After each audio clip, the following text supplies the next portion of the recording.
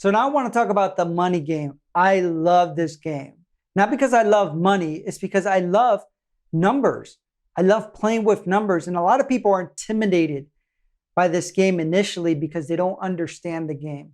So I'm going to try to break it down for you to help you have a different perspective of how to play the game of life when it comes to money and how much money you truly want to make.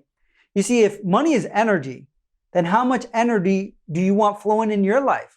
What amount per year would you want to achieve? And what tends to happen for many people is that they say, well, I want to be making $2 million. And they throw a number out there. They don't even know what that means. But that number is intimidating enough where they don't even move forward, where they don't even take the first basic step to actually create it. Why? Because it's too big. It's too big for their brain to even think about, how can I make this happen? So it has to be realistic for you. It doesn't mean that it's your cap, that you're stuck there for the rest of your life.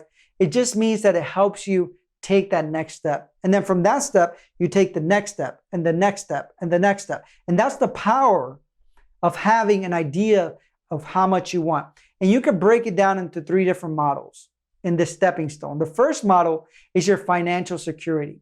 So you need to understand what is your basic needs, your food, your home, your transportation, some of the things that you just basically need to live.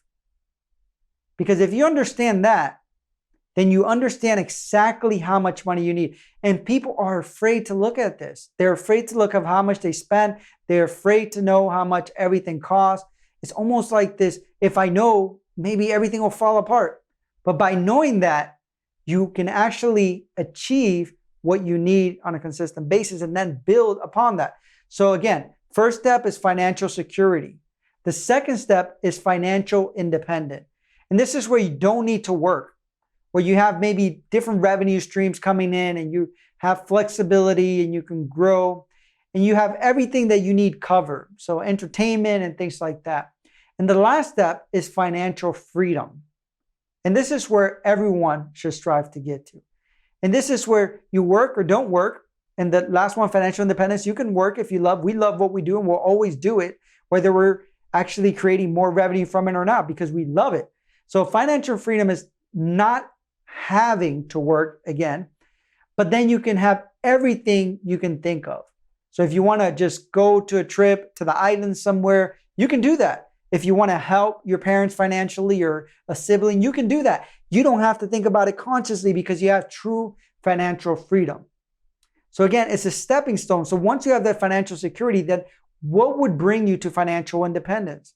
And then once you have that, you can take the next step and say, how much money would give me financial freedom? And that is when everything starts getting interesting. When you start figuring out that you can take these steps and that you can create it.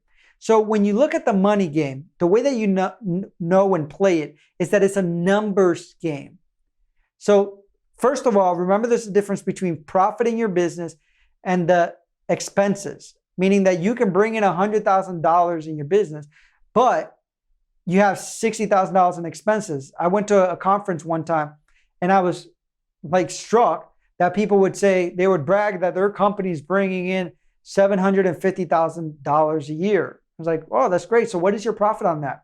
Oh, $40,000. So I know people that bring in $60,000 a year in their business and their profit is $40,000. Or they even have business at $50,000 a year and their profit is $40,000. So which one took more or less work? So, it's a conversation I need to have. So not necessarily what your business brings in is what you get to keep. So understanding what your profit is important. So let's give you an example. And we have multiple products from different labels and different price tiers. So let's say that you're striving to make $100,000 a year. As a business owner, that is the minimum that I would suggest that you should strive for to make per year. At a minimum, $100,000 a year. So let's say you have a product A, and let's say you're bringing in $100,000 a year profit, and that product is $1.50. So if you divide it out of how many sales you would need per year to make that $100,000 is 66,000 sales. That would be 5,555 sales per month, and it would be 1,389 sales per week. I know it sounds like a lot of numbers. I'm just kind of getting you to a place where you understand how I like to play this game. So let's say instead you had a product for $20. So instead of 66,000 sales per year, now you only need about 5,000 sales per year to make $100,000, which would be 416 sales per month, which would be 104 sales a week. What if you bump it up a level and say, I want to charge $100 for my product or service? Then it'd be $83 that you would, if you had $100, right, product, it would take $83, 83 sales a month, which would work out to 21 per week to make that $100,000 a year. And that might not seem as bad if you think about, okay, I just need 83 sales a month to make $100,000 a year. What if you bump it up even more and said you had $300 product? You would only need 27 sales a month, 7 sales a week to make $100,000 a year. What if you even bump it up even more and you had a product for $1,000? That would only be 8 sales a month, 2 sales a week. And for some of you, these numbers might be confusing or daunting or crazy. Again, you're going to have a sheet that you can look at these numbers and kind of a breakdown. But I want you to do the same thing. And I'm not saying just have one product, because the beauty is that you can have multiple products. For example, we have products that are for like $1.50 profit, our magazine, for example. And we have products that are $300 for some of our courses. We have products that are $1,000. So we have a variation of products that fall into this money game that then kind of reduces how many sales you have to have per month to actually make that 100K if that is your minimum. But some of you are going to see this and say, yeah, I can do 83 sales at $100. I can do that. And I'll kind of break it down a little bit more as we go along. But knowing your numbers can be a motivational factor because it makes it more concrete. It makes the game easier to play. Because if you want to make more than, let's say if you already reached a 100,000, if you want to make more than, you just either have to sell more, raise your rates, or create new products. So I'll give you an example how this would work.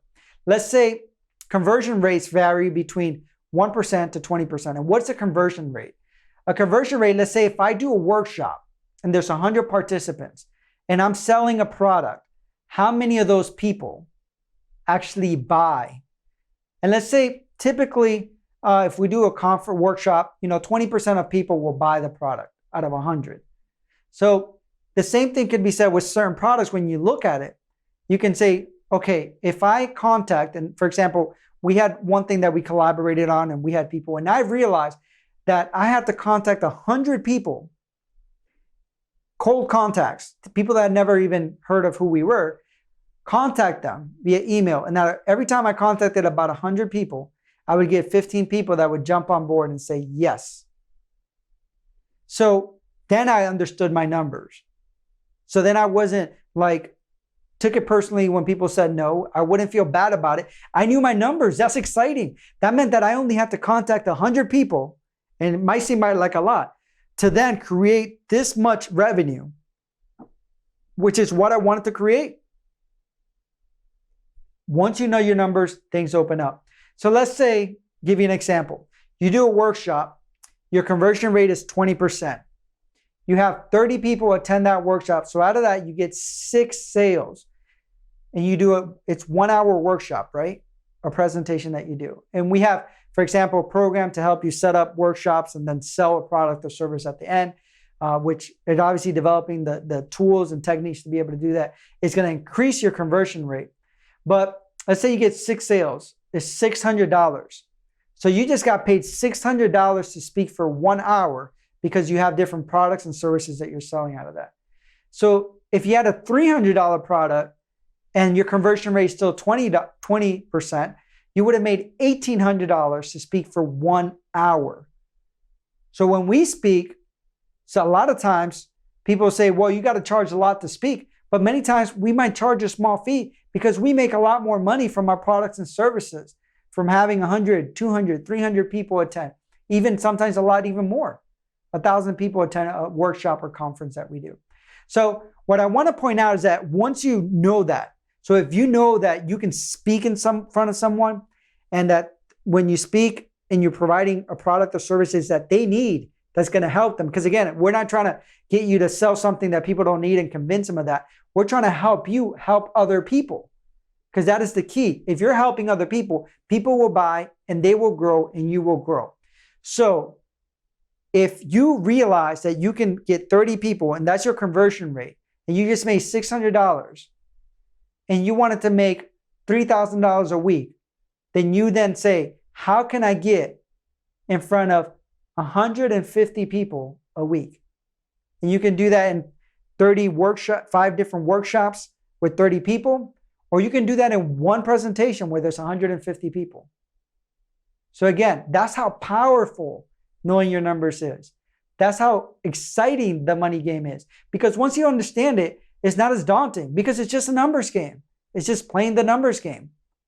And if you play the numbers game, you'll realize that it's not that hard to create a profitable business, not that hard to create success the way that you want it. So it won't be as hard to get that financial security, that financial independence, and even financial freedom. And that's what we hope for you. And we hope that you're willing to play the money game, that you're willing to sit down and see how much you want to make and see how you can achieve that within your game. And then the brain unconsciously starts getting creative in different ways that you can market and sell your products and services. Thank you. To your success.